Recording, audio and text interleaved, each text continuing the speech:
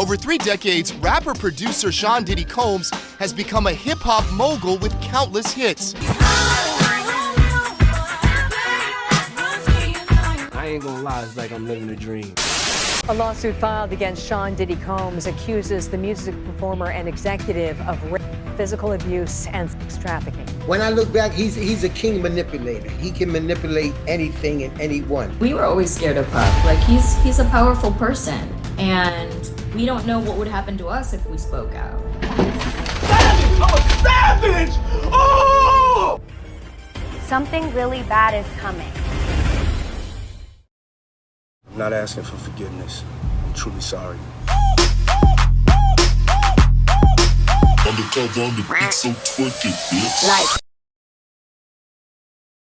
Bonjour, bonsoir tout le monde, je suis ravie de vous retrouver aujourd'hui pour une nouvelle vidéo qui va pas être gay, autant se le dire d'entrée de jeu, car je pense que vous avez tous vu cette horreur que CNN a diffusée il y a quelques jours. On a vu les fameuses images de P. Diddy s'en prendre à Casey. C'était un moment spécifique qu'elle avait décrit dans sa plainte. Bref, on va parler de tout ça. On va également revoir un petit peu l'historique criminel, on va dire ça comme ça, de P. Diddy, parce que les drapeaux rouges, il y en avait quand même depuis très très longtemps, sauf que P. Diddy a toujours eu la chance de s'en sortir. Mais franchement, quand j'ai vu l'historique de toutes les plaintes qu'il y avait eu sur lui, je me suis dit, ah ouais, quand même, on attendait quoi en fait? Donc je me suis dit que ça pouvait être intéressant quand même de revoir ensemble toute la timeline, toute la chronologie des accusations qu'il y a eu au cours de ces 30 dernières années sur P. Diddy. C'est parti. Rapide présentation quand même de P. Diddy, de son vrai nom Sean Combs. Bon, il a eu d'autres surnoms, il y a aussi Puff Daddy, également Love, depuis pas très très longtemps. Il est né le 4 novembre 1969 à New York. Et son papa est décédé lorsque P. Diddy avait 3 ans. On lui a tiré dessus. P. Diddy a vécu avec sa mère, il a fait des études et il est rentré donc chez Uptown Records. Je vous renvoie à la vidéo que j'ai faite sur sa femme Kim Porter, qui est maintenant décédée aussi d'une façon très bizarre. Je vous ai fait toute une vidéo sur le sujet. Eh bien, il a rencontré justement Kim Porter lorsqu'il travaillait chez Uptown Records. Il était directeur artistique là-bas. Ensuite, il a été viré et c'est là qu'il a fondé son propre label Bad Boy Records en 1993. Sa romance avec Kim Porter, elle a été en dents de scie jusqu'en 2007. Ils ont eu ensemble 3 enfants, un garçon nommé Christian qui est né en 98, ainsi que des jumelles, Delilah Star et Jessie James qui sont nés en 2006. Et P. Diddy a encore d'autres enfants, d'autres femmes. Alors son label Bad Boy Records va exploser grâce à principalement un Notorious Big. P. Diddy de son côté va sortir son premier album qui s'appelle No Way Out en 97, qui va être certifié 7 fois disque de platine. L'année suivante, il sort une marque de vêtements, Sean John, qui va faire un carton. Et après, il va enchaîner les albums. Donc, pour en citer quelques-uns, Forever, Press Play, Let's Train to Paris. Et plus récemment, en 2023, un album avec plein d'artistes qui ont collaboré avec lui là-dessus, The Love Album of the Grid. Et ça sortira sous son nouveau label qui s'appelle Love Records. Bon, P. Diddy n'est pas qu'un rappeur, c'est aussi un gros businessman. Il a monté pas mal de business, on va en parler au fil de la vidéo.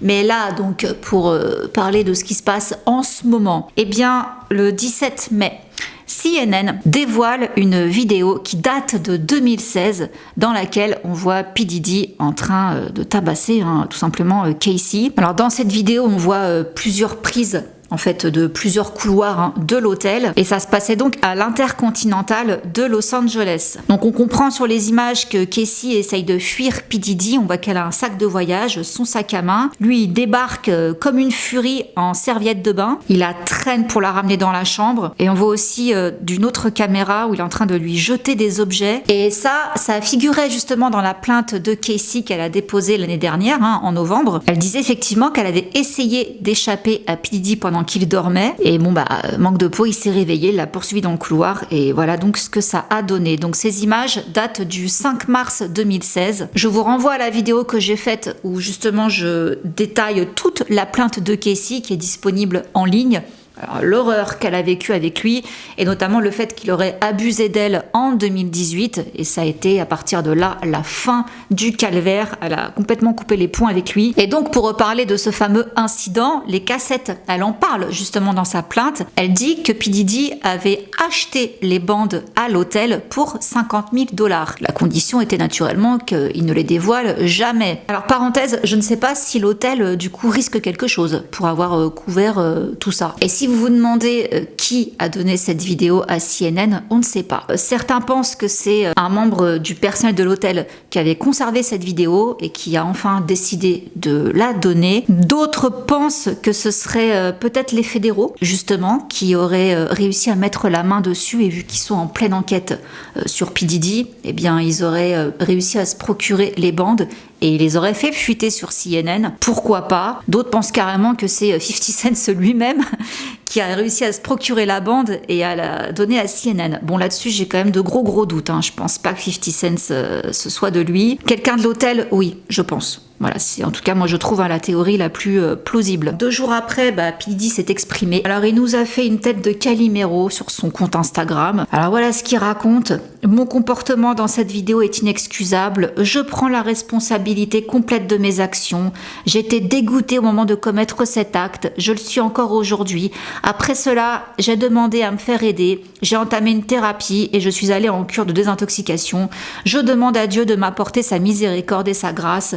Je suis tellement désolée. Je m'engage à être un homme meilleur chaque jour. Je suis sincèrement désolée. Moi. À aucun moment dans la vidéo, il s'adresse à Casey. Il demande pardon à Casey. Je vous laisse juger par vous-même ce que vous pensez de cet acting. Pour moi, il n'y a rien de sincère dans ces excuses et de toute façon, c'est pas excusable quoi qu'il arrive. Donc bon, voilà, sans grande surprise, personne n'a été convaincu. Et pour ceux qui se demandent donc si P. Diddy va être inquiété suite à ces images, écoutez, vous n'allez pas être déçus. On a le bureau du procureur du comté de Los Angeles qui a publié une déclaration suite à la vidéo de l'agression diffusée sur CNN, et voici ce qu'il dit. Oui, nous sommes au courant de la vidéo qui circule en ligne. Nous trouvons les images extrêmement troublantes et difficiles à regarder. Si le comportement décrit s'est produit en 2016, nous ne sommes malheureusement pas en mesure de porter plainte, car le comportement se serait produit au-delà de la période pendant laquelle un crime d'agression peut être poursuivi. À ce jour, les forces de l'ordre n'ont pas présenté de dossier lié à l'attaque décrite dans la vidéo contre M. Combs.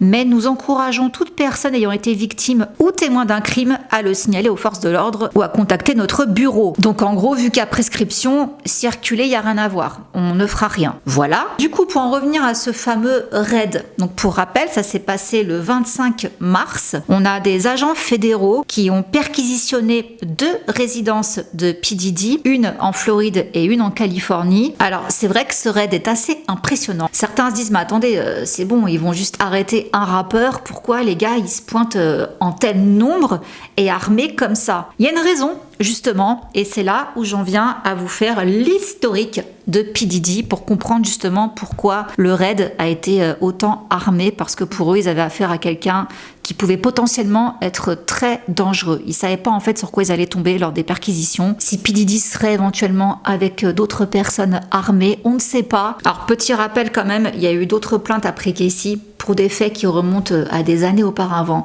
Donc là on va remonter justement en 1990. P. Diddy ainsi qu'un autre chanteur de R&B, Aaron Hall, aurait agressé une jeune femme qui tient à rester anonyme, ainsi qu'un ami à elle, après un événement musical quoi. Et quelques jours plus tard, quand ils se sont revus afin de s'expliquer quoi, genre qu'est-ce que tu m'as fait, confrontation quoi, et bien là ils se seraient fait tabasser. Les victimes, pas P. Diddy. Déjà il y a eu cet incident, et toujours en 91 à la même période, pour rappel P. Diddy là il est chez Uptown Records à cette époque-là. Et bien là on a donc Joy Dickerson qui a déposé plainte juste après Casey, qui raconte qu'à ce moment-là, en 91, P. Diddy l'aurait drogué, agressé intimement et enregistré tout ça sur vidéo, après lui avoir donné un rendez-vous. Donc il lui a fait du chantage en l'ayant filmé, mais il a quand même fait regarder la vidéo à tous ses copains.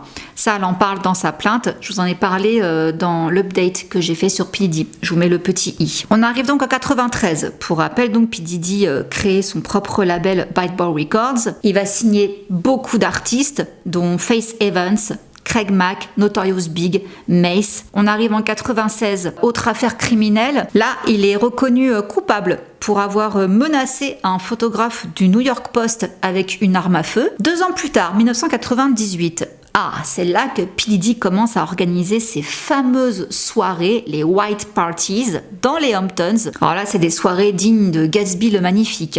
Donc il y a tout le gratin d'Hollywood, également des sportifs. Et là, le 16 avril 99, encore un incident, P. Diddy est arrêté et accusé de 2 crimes. Voie de fait au 2e degré et méfait criminel pour avoir battu le directeur Steve Stout, qui affirme que P. Diddy ainsi que 2 de ses gardes du corps l'ont battu à main nue, ensuite avec un téléphone, puis une bouteille de champagne ainsi qu'une chaise. Bon, ils l'ont fracassé quoi. They did the Hate Me Now video. Yeah. Nas and Diddy were on the cross in that video. Yeah. After the video was done, Diddy basically changed his mind about having himself depicted like that in the video. Right.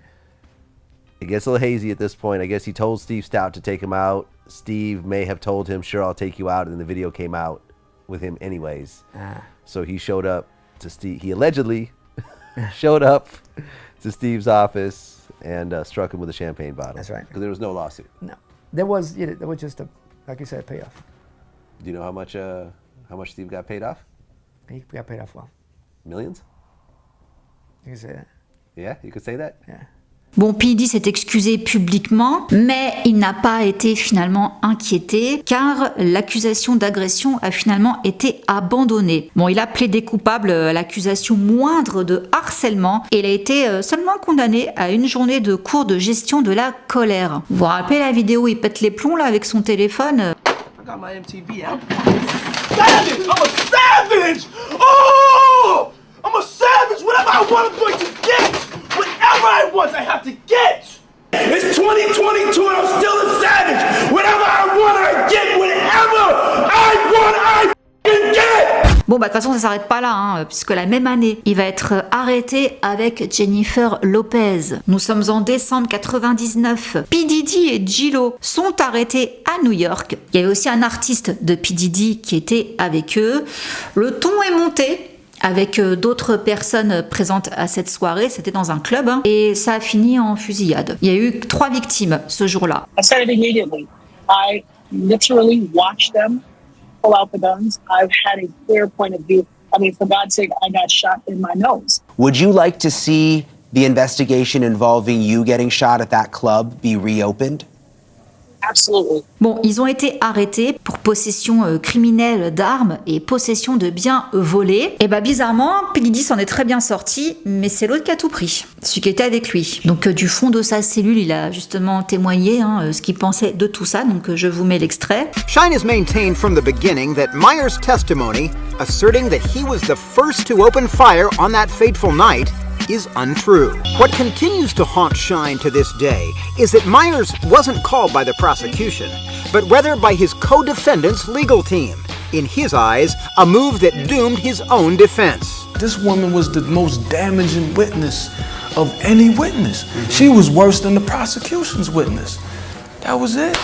That was it. It's obvious that they were selling me. J-Lo, elle était en PLS, donc bon, ça va, elle a rien eu. Et c'est d'ailleurs suite à ça que pas longtemps après, elle a coupé les ponts avec P. Diddy, quoi. On arrive au 26 mars 2001. Un procès a lieu. On a l'animateur de télévision Roger Mills qui poursuit P. Diddy. Alors il l'accuse d'agression, de séquestration, de destruction de biens, de détresse émotionnelle intentionnelle et de complot civil dans un échange au cours duquel l'entourage de P. Diddy l'a malmené et détruit sa caméra. P. Diddy va encore s'en sortir, le jury se prononce en sa faveur en 2004. Ok. On arrive donc en 2003 et là ça a un rapport avec une autre plainte qu'une femme a déposée juste après Casey, donc là l'année dernière. Elle rapporte donc des faits qui se seraient passés en 2003. P. Diddy ainsi que son ancien président de Bad Boy Records, Harvey Pierre, et encore un troisième homme auraient abusé d'elle quand elle avait seulement 17 ans dans un studio d'enregistrement de Manhattan. Encore une fois, comme il y a prescription, ça peut pas donner grand chose quoi. 2004. Alors là, qu'est-ce qui se passe? On a un membre d'un groupe que P. donc est en train d'essayer de former, Danity Kane en l'occurrence. Elle s'appelle Aubrey O'Day et on peut voir sur les images de l'émission qu'elle s'est souvent pris le bec avec P. Diddy. Pour lui, elle représentait pas l'image qu'il voulait d'une fille dans son groupe parce qu'elle avait été posée de manière un petit peu dévêtue, on va dire ça comme ça, pour un magazine. Il trouvait qu'elle voulait trop attirer la fame par rapport aux autres. Bref, il l'a démontée en large et en travers de toute façon dans les images. Et elle va pas mal parler justement après tout ça. Jusqu'à aujourd'hui, elle continue de raconter son expérience avec P. Diddy en disant que le type fait froid dans le dos. Under Diddy, he was the hardest person that you can work for, and it was torture. I wasn't willing to do what was expected of me. Not talent-wise, but in other areas. Et notamment aussi, elle s'exprime sur quelque chose, je l'avais mis ça également dans la vidéo sur Casey, où elle raconte qu'il n'y a pas très longtemps, avant que tous les scandales explosent, que les artistes qui avaient travaillé chez Bad Boy Records avaient reçu un document en disant qu'ils allaient pouvoir profiter des fruits de leur travail à condition, s'ils signent donc ce contrat, de ne jamais rien divulguer sur Bad Boy Records et ses membres. I read that you are going to actually give back the publishing rights to a bunch of artists on your label, which is incredible. The deal that we were offered, you can have your rights back, and in order to get that, I have to sign an NDA that I will never disparage Puff, Bad Boy, Janice Combs, or Justin Combs Music, or EMI, or Sony ever in public. Don't sign this. This is just a way to get you to never be able to publicly speak about what we have experienced. On arrive ensuite en 2005. Alors là, P. Diddy fait justement la rencontre de Casey Ventura. Il va la signer et va devenir son mentor. Toute leur histoire, je l'ai raconté dans la vidéo sur Casey encore une fois. Mais là, par rapport à sa plainte, aux événements, tout ça, en chronologie, qu'est-ce qui se passe? Février 2006, elle signe un contrat de 10 albums avec Bad Boy Entertainment. Son premier single Me and You sort, ainsi que son album éponyme, et c'est là que P. Diddy va commencer à avoir une totale mainmise sur elle. Donc c'est là que l'enfer Casey a démarré. How many times did you personally witness him be violent towards women? Around 4 or 5 times. I seen him with Cassie and I seen him with Kim Porter, his kid's mother. I went and checked on her every day. She showed me some bruises on her chest and she showed me her eye. And she just started crying. When I look back, he's a king manipulator. He can manipulate anything and anyone. Money and power is what he's all about. We were always scared of Puff. Like he's a powerful person. She was bruised. I mean, badly bruised. Like knots on her head, a black eye. All I cared about was to get her to safety. And I took her into my house and kept her there for a few days. And I literally called my friend, who was a doctor at the time, to treat her because we couldn't bring her to the hospital. We didn't know what the hell to do. Bon, pour autant, lui, il continue de briller. 24 octobre 2007, il devient ambassadeur marketing et partie prenante de Ciroc Vodka. En fait, il a repris une marque de vodka qui était un petit peu en train de se casser la binette. Et alors là, les ventes sont montées en flèche. Preuve que les gens lui font confiance et achètent ce qui porte son nom. On arrive au 6 mars 2007. Encore un petit souci là. Il y a un procès. On a Gérard Rechnitzer, j'espère que je prononce bien, qui accuse P. Diddy de l'avoir frappé. Et il aurait également poussé sa petite amie et il a tenté de cracher sur une autre femme devant la discothèque Teddy's à l'hôtel Hollywood Roosevelt. Donc dans un communiqué, on a l'avocat de P. Diddy. Bon, l'affaire sera réglée à l'amiable en mars 2008 et les termes du contrat n'ont pas été divulgués. Bon, c'est pas fini parce que la même année, le 11 mai, il y a une plainte qui est déposée auprès de la police. Là, c'est Laurieann Gibson qui faisait également partie de Making the Band qui dit qu'en fait fait, P. Diddy l'aurait menacé avec une chaise pendant que Michael Bivins de New Edition la maintenait en place. Bon, l'avocat de P. Diddy à la rescousse comme d'hab, c'est Monsieur Braffman, pour info. Ceci n'est qu'un autre exemple de fausse accusation de la part de quelqu'un essayant de profiter du succès et de la célébrité de Sean. Voilà, encore une fois, le même baratin, blablabla. Ils mentent tous, ils veulent juste l'argent de P. Diddy. Février 2012, petit rappel, à ce moment-là, Casey était en on-off avec P. Diddy, elle sortait avec Kid Cudi. Vous vous souvenez, dans la plainte, elle a dit que quand P. Diddy avait appris qu'elle sortait avec Kid Cudi, il lui avait dit écoute, si c'est comme ça, je vais faire exploser sa voiture. Eh bien, qu'est-ce qui s'est passé? La voiture de Kid Cudi a effectivement explosé. On n'a jamais pu dire ce qui s'était passé avec sa voiture. Bon, selon Casey, c'est P. Diddy. Donc, il y a eu cet incident en 2012. On arrive au 21 octobre 2013. Encore success story.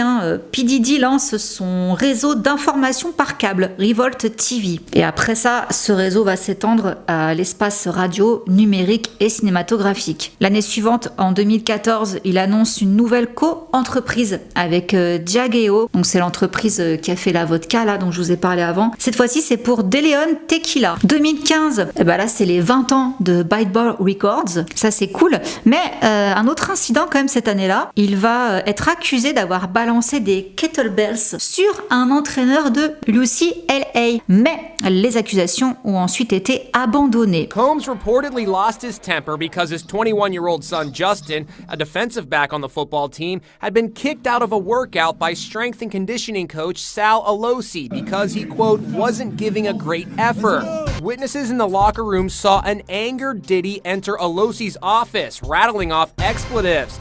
The report says Diddy attacked and struck the coach, and the incident spilled out here into the UCLA weightlifting room, where Diddy allegedly picked up a kettlebell and then swung it at one of the interns. 2017, c'est pas fini. Il est poursuivi en justice par une ancienne chef pour harcèlement intime. Donc il s'agit de Cindy Rueda. C'était donc la chef cuistot de P. Diddy. Eh bien, le poursuit pour harcèlement, représailles, diffamation, non-paiement des heures supplémentaires, ainsi que détresse émotionnelle, entre autres. Donc en fait, il lui pourrissait la vie. Elle devait aller lui servir à manger quand il faisait ses orgies, juste après, au lit, tout ça, enfin bref. Et du coup, il en profitait pour lui proposer des trucs. Et même les trucs qu'elle a vus, une chef cuistot, non, elle a rien à faire là-dedans, quoi. Donc on pouvait plus, la pauvre. Bon, ça a été réglé à l'amiable pour un montant non divulgué. Bon, poursuivons. Septembre 2018. Et c'est là qu'on arrive à un sommet de la plainte de Casey. Au moment où elle lui dit qu'elle veut rompre avec lui lors d'un dîner, elle va pour rentrer chez elle. Elle pense que ça y est, la discussion est terminée. Eh bien non. Après le dîner, il s'est introduit de force chez elle et il a abusé d'elle.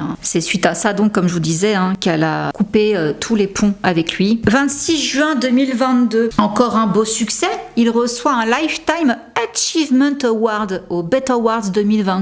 Forbes, la même année d'ailleurs, rapporte qu'il est un milliardaire certifié grâce à ses accords avec Diageo, Revolt TV, ainsi que ses entreprises musicales. Et 2022-2023, on va reparler donc d'une autre plainte qu'il y a eu récemment et dont les faits se seraient produits à cette époque-là. Il s'agit du producteur Rodney Lil Rod Jones. Il a travaillé sur le dernier album de P. Diddy, The Love Album of the Grid. Et alors là, pareil, je vous parle de sa plainte dans l'update que j'avais fait sur P. Diddy, où il raconte qu'il avait été forcé à avoir des rapports avec des travailleurs du S. Il a également été forcé à prendre des substances illégales et encore d'autres choses. Le souci avec sa plainte, c'est qu'apparemment il y a quand même quelques petites choses qui ne sont pas claires.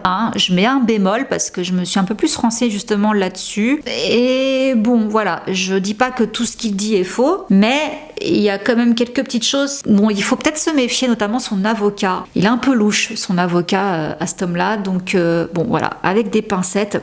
Mais apparemment, ça on ne l'a pas vu, il aurait quand même fourni des preuves avec sa plainte, donc écoutez, affaire à suivre. On arrive donc au 15 septembre 2023, alors là carrément P. Diddy reçoit une clé de la ville des mains du maire de New York, Eric Adams. Impressionnant, avant que tout se casse la figure 2 mois plus tard, le 16 novembre 2023 donc, on a Casey qui l'accuse de harcèlement, de trafic S également, de VIOL, etc. Bref, tout ça vous le savez. Et pour ceux qui n'auraient pas compris justement pourquoi ces accusations avaient lieu maintenant, je l'avais expliqué déjà, mais petit rappel, il y a eu l'Adult Survivors Act. C'est une loi en fait de New York qui accorde aux victimes d'abus intimes un délai d'1 an pour intenter une action civile, quel que soit le délai de prescription des crimes eux-mêmes. Voilà, ça avait été mis en place à ce moment-là, donc c'est pour ça qu'il y a plein de victimes qui ont pris la parole à cette période-là, si vous posiez la question. Et il a réglé avec Casey l'accord le plus rapide du monde, hein, comme je vous l'avais dit. Hein. Il lui a payé $30 millions, donc elle a retiré sa plainte, mais il y en a d'autres qui se sont, comme je vous le disais, succédé, donc je vous ai fait la chronologie. Hein. Bon, alors P. Diddy a dit mais non, c'est faux.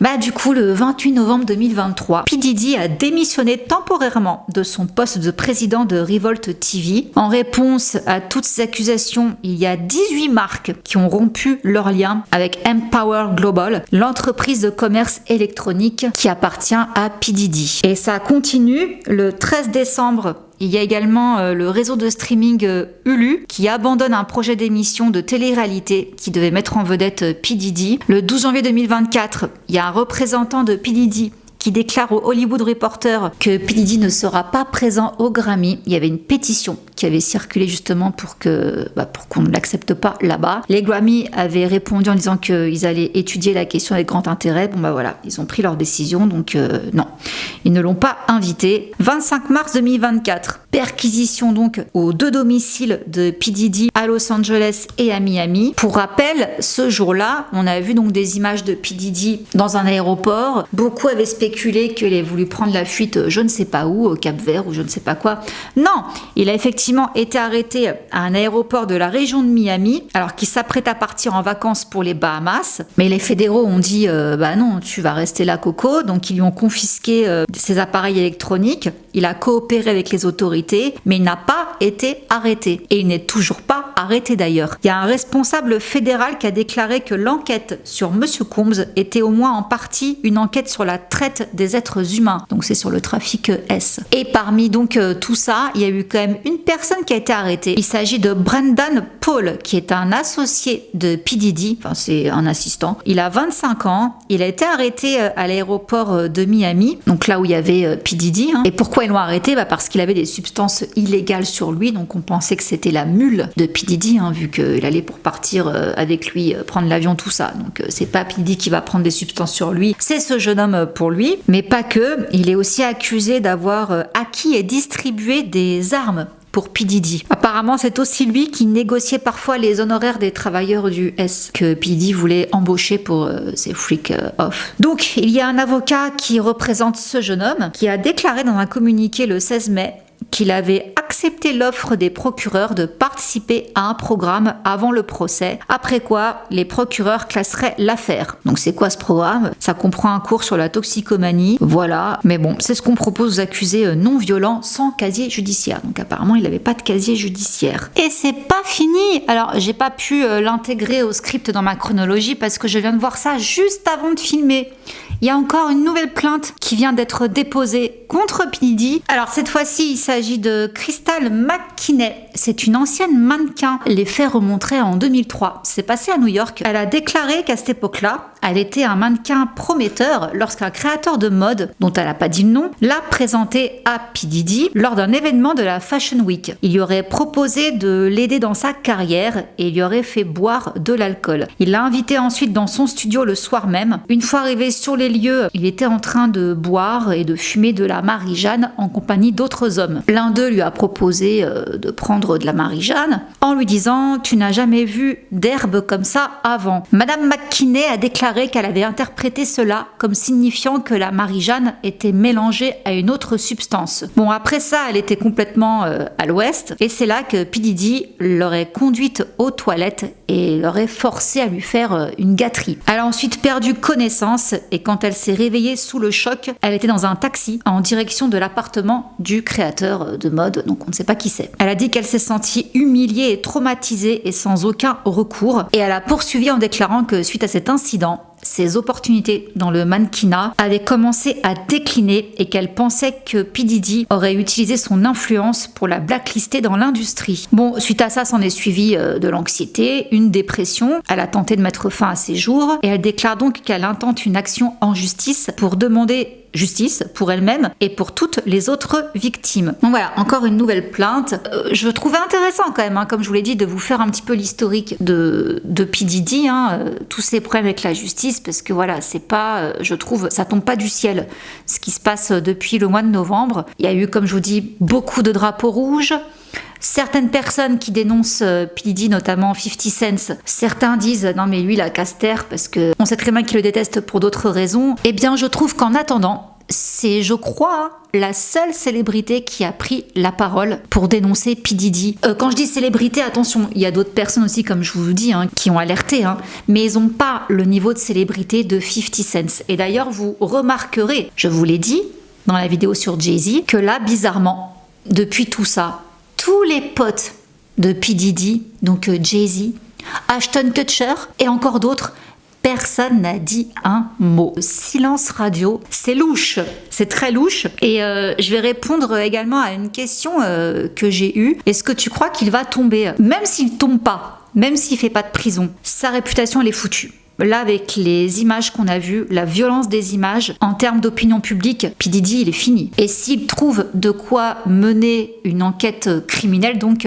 par rapport à tout le raid là qu'ils ont fait, toutes les perquises et tout, s'il trouve de quoi monter un dossier qui irait donc, qui déboucherait sur un procès criminel, il pourrait aussi faire appel à Casey en tant que témoin, bien qu'elle ait signé un accord avec P. Diddy pour retirer sa plainte. Ça, c'est autre chose. Elle devra venir témoigner, peu importe ce qu'elle a signé avec P. Diddy. Ça, sachez-le. Ce qui veut dire donc que ce serait aussi valable pour tous les autres. Toutes les autres histoires là qu'il y a eu, où il y a eu des arrangements, des accords faits à l'amiable et tout ça, où P. Diddy donc a payé, que ça s'est réglé. Tous ces gens-là, s'ils sont convoqués au tribunal pour un procès criminel, je précise, ils devront venir témoigner. Et là, ça risque d'être assez sanglant. C'est pour ça que je vous dis que je ne mettrai pas ma main à couper que P. Diddy s'en sorte. Voilà. Alors, je n'oublie pas non plus tout ce qu'il y a autour de Usher et Justin Bieber. Mais Justin Bieber, de son côté, n'a rien dit sur P. Diddy. Donc, voilà, je peux pas trop... Il n'y a pas matière, quoi, si vous voulez. Mis à part, effectivement, le fait que P. Diddy invite Justin chez lui quand il était encore mineur, c'est assez bizarre. Très bizarre maintenant quand on sait ce qui se passe chez lui. Le seul qui a laissé sous-entendre tout ça, c'était Usher. Donc avec cette interview-là que je vous mets. And I lived with Sean Puffy Combs for a year. It was curious. I got a chance to see some things. Yeah, but you were 13. What were you seeing? I went there to see the lifestyle. Right. And I saw it. And it was but I don't know if I could indulge and understand what I was even looking at. It was pretty wild. So nobody tried to 14 years old. You're a dad now. Would you ever send your kid to Puffy camp? Hell no. Voilà, ça veut dire ce que ça veut dire. Maintenant, Usher n'est pas rentré dans les détails. Mais au vu de tout ce qu'on sait maintenant, on a compris que Usher, voilà, il a été témoin de ça à 15 ans. J'ai pas les mots. Sur ce, je vous laisse. Je vous fais plein de gros bisous et je vous dis à la semaine prochaine. Bisous, ciao. Undercover on the beat, so twerk it, bitch. Like.